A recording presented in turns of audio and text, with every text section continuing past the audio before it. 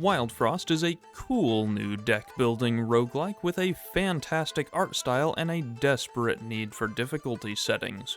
You're part of the last surviving city, Snowdwell. The rest of the world is trapped in an eternal winter after the sun was frozen, and the only way to battle back the impending winter is to journey out into it. Basically, it's like getting out of bed in the morning. Now let's get something out of the way right here at the start. I love this game. I think it's one of the best deck builders out there and an incredible experience overall.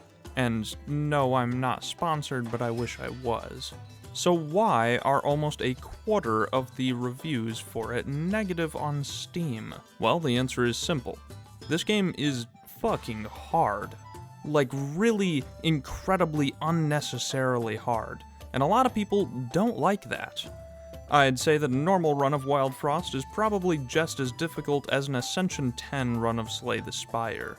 As of the recording of this video, I've done about 50 runs, which isn't a ton, but I've only won once. You wanna know the funniest part? It was on my very first run. That's right, the run where you have the least idea what you're doing, the worst cards, and fewer resources. I actually thought you were supposed to win your first run until I watched RT Game play it. But difficult doesn't mean bad, and I still love it, so let's get into the game itself. A Wildfrost run begins with choosing a hero. These are your stand-in as the player, and if they die, your run ends immediately. Your hero can come from 3 different tribes, and which one you choose determines your starting deck. These tribes are the Snow Dwellers, the Shade Mancers, and the Clunk Masters. Snow Dwellers focus on applying snow that freezes enemies, spice that improves your unit's damage, and shell that acts as armor. The Shade Mancers are able to summon allies that can block hits, help deal damage, or be sacrificed for bonus effects. And finally, the Clunk Masters utilize junk that fills up your hand in order to fuel their powerful abilities. All these heroes can possess a variety of stats and keywords that are randomized every run, and makes for a nice variety of builds that you can try. Not only do you get your hero, you also get a pet. These unlock as the game goes on and are simply an extra unit that you start with.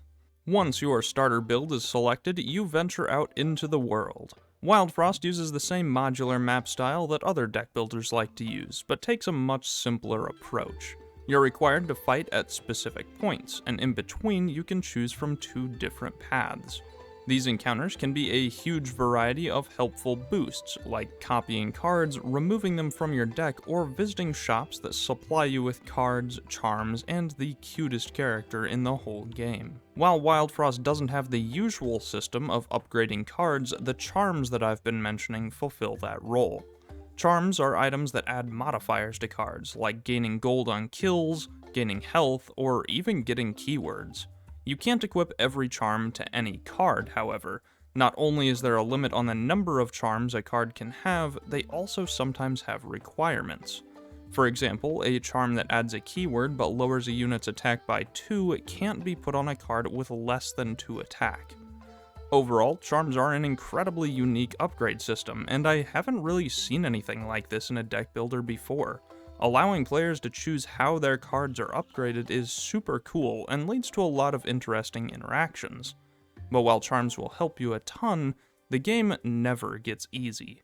As I said before, encounters always happen at certain points, and all of them have preset units that can be in them, meaning you need to memorize what comes next and prepare your deck accordingly.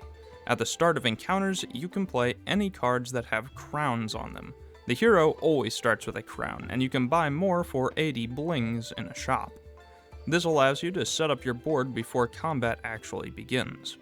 Combat takes place in 2 lanes, and units will always attack units in their lane unless it's empty, in which case they'll begin to hit the other one. You can move your units around freely, and since attacks mostly happen targeting the front unit of a lane, you need to pay extreme attention to where you place your units. Keywords like Barrage allow an attack to hit every unit in the row, so make sure that you have at least 1 unit there to tank the hit and save the other row from being targeted.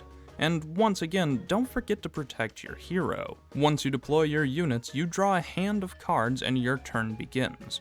Every card you play, whether it's a unit or an item, takes 1 full turn. There's a keyword called Noomlin that allows you to bypass this, and holy fuck, that can get broken. After every card, the timer at the bottom of all units currently deployed will count down by 1. When this number hits 0, that unit activates. Usually this involves hitting someone, although sometimes units can apply keywords without attacking. Keep in mind, however, enemy units always count down first at the end of a round, meaning that they get to activate before any of your units have a chance. This means you need to keep your units alive in order to even get their effects to happen. This can be a real challenge and once again emphasizes the importance of placement. Poor unit placement is a one-way ticket to a restart. After every turn, the redraw bell also counts down by 1. You can click the bell at any time to draw a new hand of cards, shuffling your old one away, but if it isn't fully charged, it counts as your action for that turn, effectively skipping it. While sometimes this is necessary if you draw a dead hand, it's almost always better to build your deck so that this never happens. If a follower dies on board, it's gone for the fight. This effectively means one less hit that can tank for your hero, so that's crazy bad.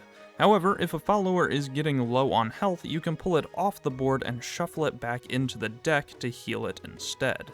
This adds another layer to battles, as you need to balance allies on the board with the opportunity cost of playing them again later. Sometimes it might be better to simply have them die if they need to protect your hero, or you won't have time to play them again after a redraw. But just because you survive an encounter doesn't mean your allies come back. If any of them die during combat, they're wounded, which cuts their attack and health in half for the next battle. The only way to heal them back to their original state is to have them survive an encounter, meaning you've got to play it even safer than usual and start at a massive disadvantage. All of this makes battles incredibly complicated, and you need to keep track of a deceptively large amount of mechanics if you want to stand a chance. Not only do you need to keep track of all that, but you might notice this funny little skull on the right that's also counting down. This is the wave counter, and after a certain number of turns, a new wave of enemies will enter the battle. After a certain number of waves have spawned, a boss will enter the stage. Defeat the boss, and you can finally move on.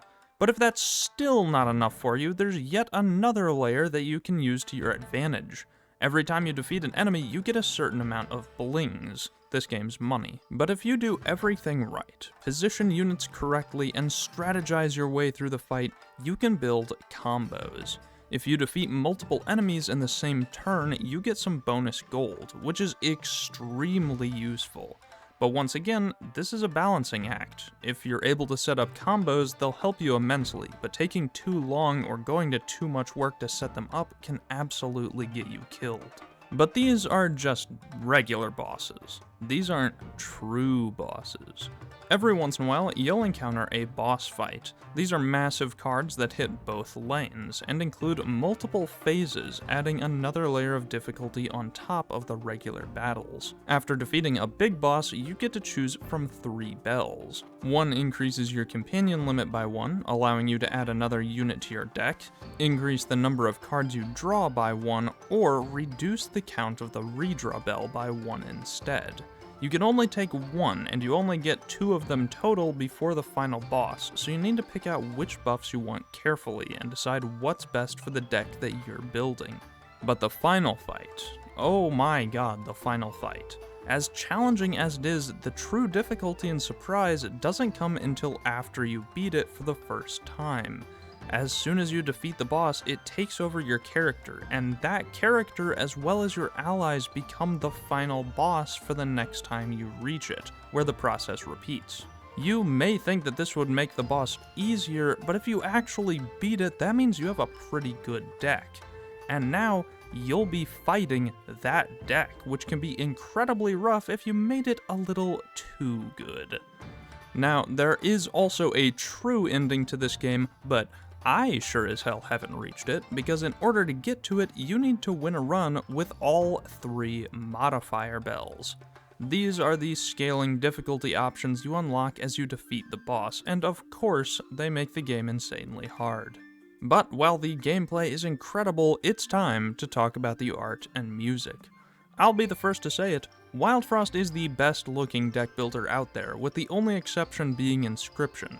For some reason, deck builders tend to look like shitty Flash games from 2004.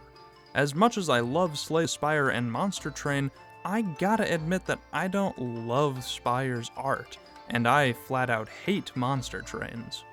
On the other hand, Wildfrost is beautiful. Every card looks incredible, and the characters are fucking adorable. I already mentioned the shop lady earlier, but the hot spring host has this beautiful waterfall for hair. This walrus is absolutely shredded, the pet vendor is super cute, the shade sculptor is strangely reassuring, and the charm merchant is just wholesome. They all have great designs that fit into the world, and I love them. Some cards also have interactive images, like Yuki's snowball getting bigger as they gain power, or bosses breaking apart as they take damage. The environments are also super cool, starting out with basic fields of snow, but eventually becoming eerie and otherworldly as you progress further. It's absolutely amazing and just a joy to look at.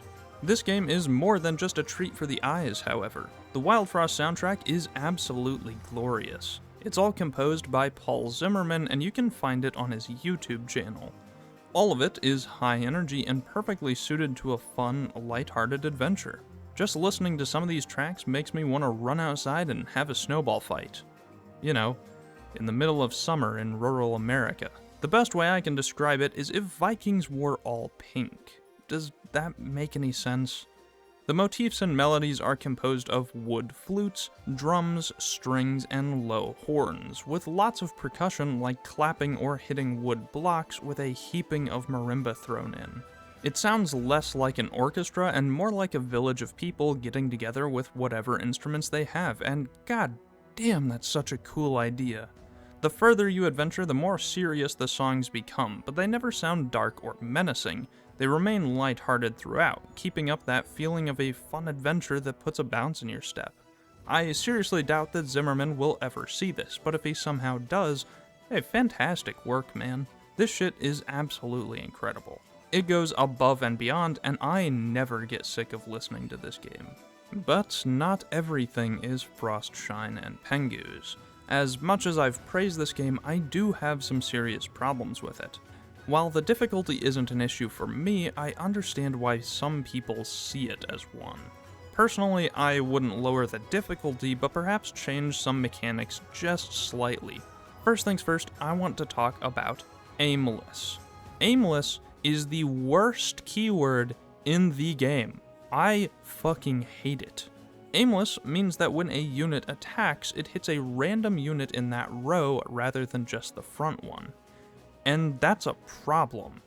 It's not fun to have on your units because you can't guarantee what they'll hit, and it's the worst to have on opponents because in a game where positioning is everything, you're turning off the ability to reliably position.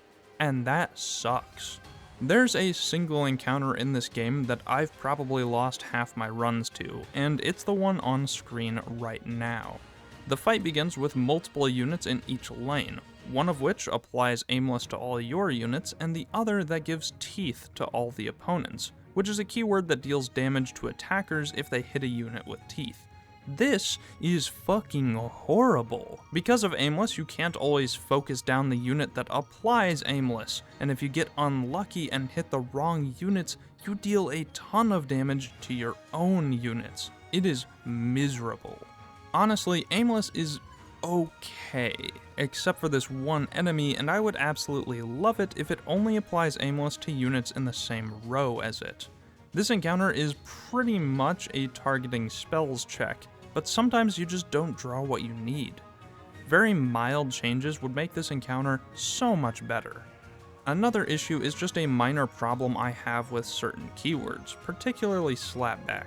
Slapback is a keyword that means when a unit gets attacked, it hits back, which on paper is super fun, but the keyword doesn't apply to just attacks from the other team. Meaning that if one of your units hits one of your own units, you can get trapped in an infinite loop that's guaranteed to kill one of them. Again, not game-breaking, just really fucking annoying. It makes it feel like your deck can fight itself, and I really hate that. I understand that these mechanics are here for a challenge, but I really dislike how they function, and seeing these interactions makes me want to give up on a run. Maybe I'm just bad, that's possible as well. Finally, something that I simply want to see added. I think that the variants of runs could be a lot more fun if you could find modifier bells in them. As of now, there are difficulty modifier bells, and the 3 I mentioned earlier after you beat a big boss. But there are daily runs that have their own modifiers, completely changing how they work. I think that giving some of these in regular runs like Slay the Spire's relics would be super fun. I want to have run-changing trade-offs that completely alter how my deck works. That would be awesome. Maybe we'll see something like that in the future, because it would add another layer of variance in runs. All in all, there's not a ton to complain about, which is fantastic. Not only that, but the developers are already listening to balanced feedback, and planning big content patches in the next update, which is super exciting, and I can't wait for this game to get even better than it already is. Keep in mind that this is made by just 2 people, which is incredibly impressive, but also means that it might take a while, which is perfectly fine with me since there's clearly a ton of love put into this game. Wildfrost is one of the best deck builders out there, and certainly one of the prettiest to look at. While challenging, it's incredibly fun and extremely replayable, as all roguelikes should be. It's got a huge amount of mechanics to build decks around, and some of the best music I've heard outside of Project Moon games. I absolutely love it and highly recommend you give it a shot if you're up for a challenge. You can pick it up on Steam or Nintendo Switch for $20, and it's definitely worth it. I'd rate it a helpful shopkeeper out of a please remove aimless from the game, and I'll be continuing to attempt getting the win streak achievement. Fantastic work to the devs of Wildfrost, and I hope this game gets even more attention. Now, if you'll excuse me, I have chickens to farm. I'll see you soon.